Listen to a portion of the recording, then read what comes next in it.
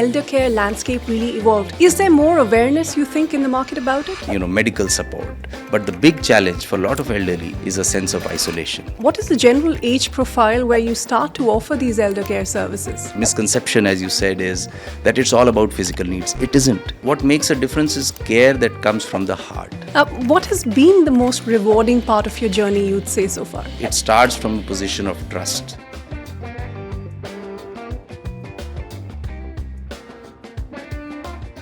Hello and welcome to this podcast, Navigate with HSBC. Now today we're going to talk about something that is deeply personal, and that is caring for the elderly. Now as our parents, as our loved ones age, we want to ensure that they are well supported even when life may get busy or distance becomes a challenge. And that is why I'm very happy to introduce Ashish Gupta, who is the founder of Samarth Elder Care Services, doing some amazing work in this field to bring a lot of peace in mind, or as you were saying, Sukun to the families that may be away from, their parents and their loved ones. Ashish, thank you very much for being with us here today. Briefly start by telling us about, this service that you have, this company that you built. What led you to it?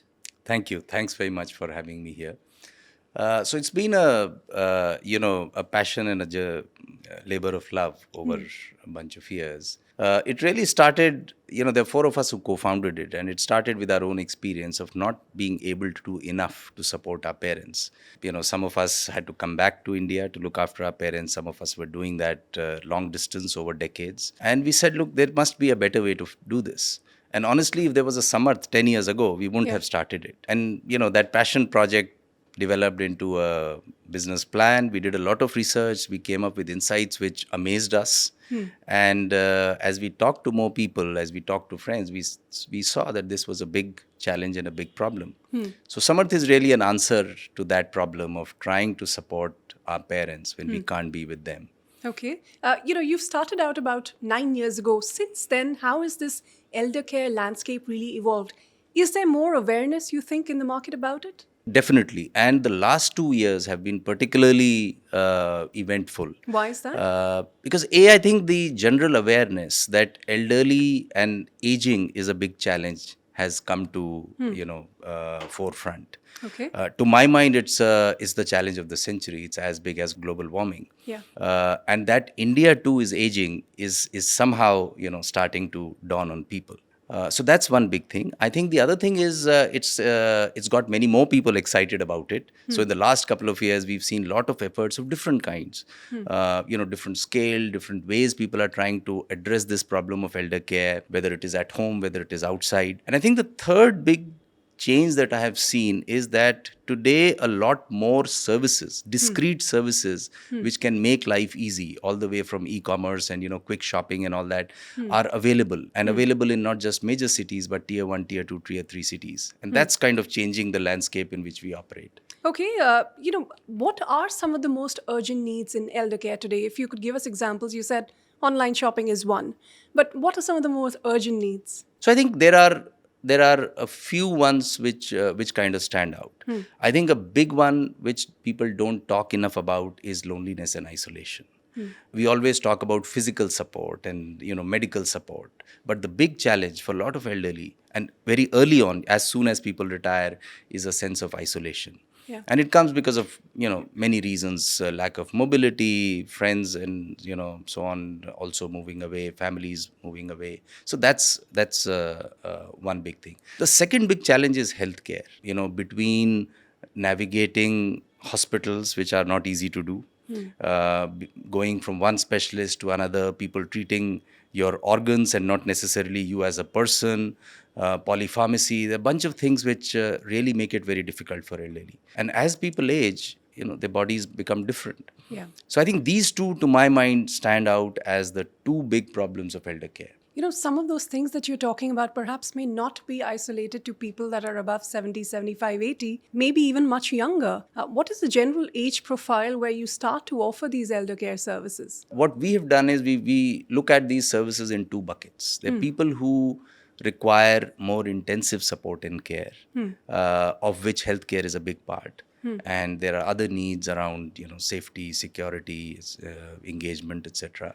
For them, we have one set of offerings or services. The other are younger, I would call them younger elderly or, Yeah. seasoned Yeah, citizens. people in their 50s who, have an empty nest now, for instance. Right. And people who have retired recently. Yeah. I think at that stage, loneliness and lack of engagement and sometimes lack of purpose is a big challenge. And so that's the other set of services we have for people for whom you don't need intensive care, but you do need to ensure that there is continued, purpose in life. Do you often in your line of work come across people with misconceptions about what they think elder care services would entail? What are some of the biggest misconceptions you'd say? This was the start of our journey. We started with an idea, like most people, of what elder care could be, right?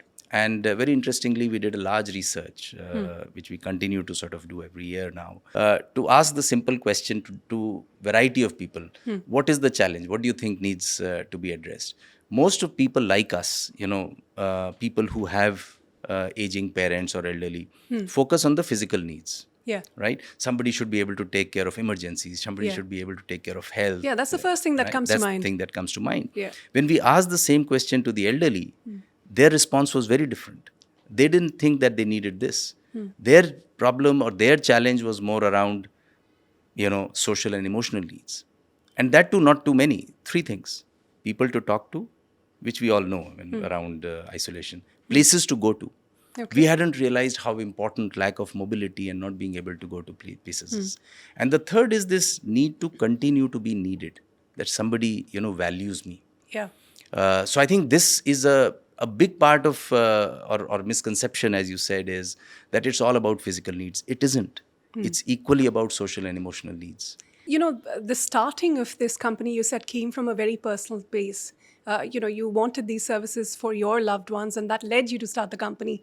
What has been the most rewarding part of your journey, you'd say, so far? It's an interesting question. And see, as any organization or whatever, as a professional, the biggest reward is when people tell you, well done. Yeah. Yeah. Companies say, look, we have delighted customers. Yeah. I think for us, the biggest reward is that we've taken that one step further. We have customers who are not just delighted, they are grateful. And to me, to have grateful customers or grateful clients, whether they are children or they are elderly, is, I think, the biggest reward. I think what we've also been able to do is, for hundreds of women, get them into an opportunity which gives them joy and fulfillment by, serving elderly. So to me, that's the big, reward personally, if you think from the work at Samarth.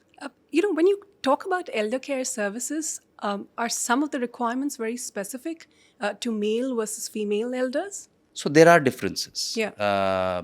And healthcare is a big example of differences. I also do a little bit of work in gender as, Yeah. women get very little attention on their healthcare needs. Women will not go to hospital. Women will not go and They see a doctor. prioritize the health They of prioritize the their health family. of, yeah, and it's probably conditioning from a long time. So I think that's one big difference. I think women are, in a way, a little bit better integrated. Men find it very hard when they are single or when they are left alone. Women are able to cope better. So those are a couple of things, but yeah. Well, what would you say are some of the most common challenges that elderly face? I mean, you sort of busted the myth that it's not just medical attention that they require, but what would you say are some of the other challenges they face? It starts from a position of trust. It's very hard to trust. And for elderly, trust is the biggest, driver of how they make their decisions. I'll give you an example again. There are families who we know, people who we know, like to travel a lot, right? In their, younger days, they would travel a lot. And they've given up traveling. The reason is, and, today you would say that, look, you can buy your tickets online, you can reserve, your cab, etc. Yeah.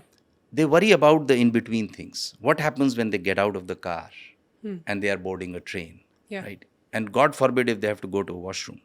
So the infrastructurally there are challenges. Mobility is a challenge. So that's one set of things which makes it really, really difficult for elderly to just navigate life as they grow old.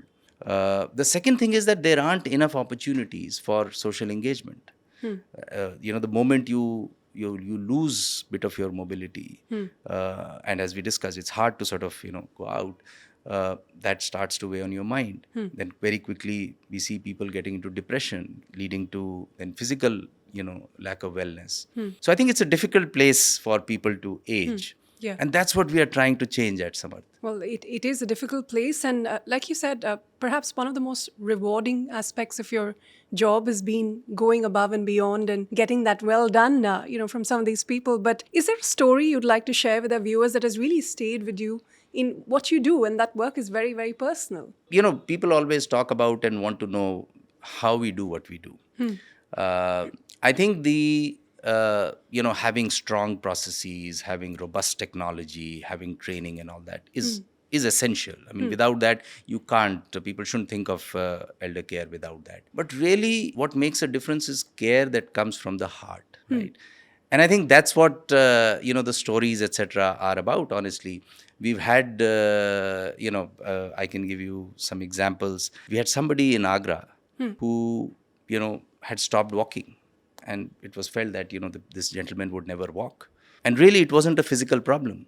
In about 6 months of work, our care team was able to get him back up on his feet. He was just so depressed that he had stopped getting out of bed, right? We've had people call us and tell us and say, look, we didn't have a sister and your care manager has added that to our family. So I think there are, those are the kind of things which make you believe that whatever we are doing is worth it. Well, what you touched upon is essentially not just addressing the physical needs, but more the emotional needs and the psychological needs of the elderly. Tell us about the kind of work that you do there, because, that is a large aspect of what you do in elder care. It's an interesting one. And every senior we look after now thousands of elderly across the country. There is always something that becomes a emotional or social hook on which you can build. So if you have to address the psychological, emotional things, you have to find that hook. Is there an interest that they had which they have given up because it's just become too difficult to pursue? Painting. We've had people who like to paint, who like to travel. They've given it up. For some people, it is something that they wanted to do but couldn't because it was difficult. Yeah. Writing a book, learning a new skill. Apart from that, I think they've stopped meeting people. So I think you have to figure out what may be the emotional hook around which, our care team, our care managers can, build and create an opportunity for them to engage psychologically and emotionally. How easy is it for you to get these elders to open up to you? Because, you're essentially people they don't know from before. They're in a tough spot. How do you get them to even open up to you to get to these emotional hooks to then further solve the problem? So it takes a little bit of effort. And again, it's something, from the heart. By the way, elderly are very smart and they can differentiate very easily what position you are coming from. And they recognize when they seek care, right? So, of course, the children help. It's all, care is a team effort. And the children equally are part of the care team. So oftentimes you get cues from children about their past, and we invest a lot of time, understanding that. But otherwise, to our care managers, it takes probably 1 or 2 months to get that comfort where they understand enough then to be able to build on that. And once you start that, it becomes a great, very enjoyable thing for both the elderly and our care team to work on, because you can see results, you can see them, blooming again. And I'm saying she because, we have about 500 people, 97% of them are women. So how do you, sort of bridge that sort of difference, the difference of thousands of kilometers? Scope of what we do and the reach, nobody else has the kind of reach. But today I can say, look, no matter which part of the country your parents are in, we'll be there to support them.